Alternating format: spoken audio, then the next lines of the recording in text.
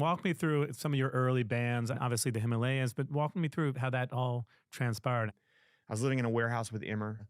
He comes home one day with the SF Weekly, and he's got this ad circled in the classifieds, and he goes, call these guys. They listen to the same shitty music you do.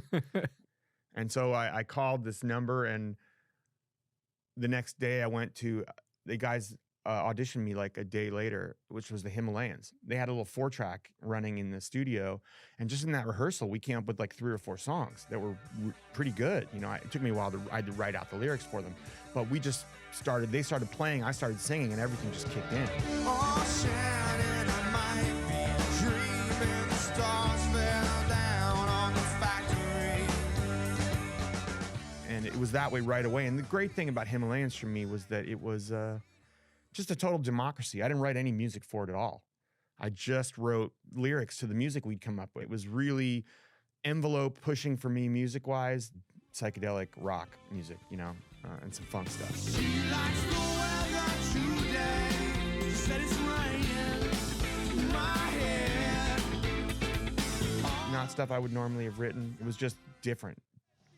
We started playing gigs all over the place. People were coming to see us and loving it.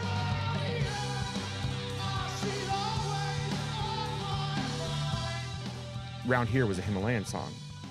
In the middle of that, Dave Bryson had called me and said, hey, let's go play an open mic or something together. Because I had been doing some writing, even though I wasn't bringing it into Himalayans. And we started getting gigs with just the 2 of us, playing acoustically. Under what name at that point was it? Counting Crows.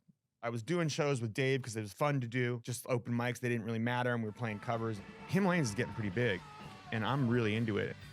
Counting Crows have been covering the Himalayan song Round Here acoustically at this point. A lot of people came to the shows right away. I was still not sold on it being my thing because Himalayans was a great band.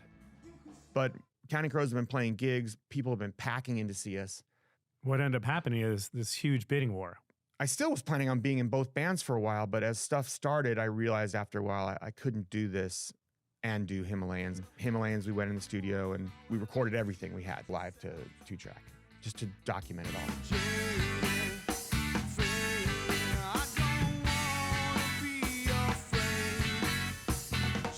And then we stopped. Ladies and gentlemen, Counting Crows.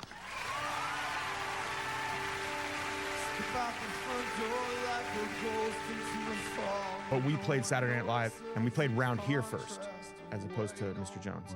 Round Here is different from everything else. So if you're gonna go on stage at Saturday Night Live and play a song, that's the one to play.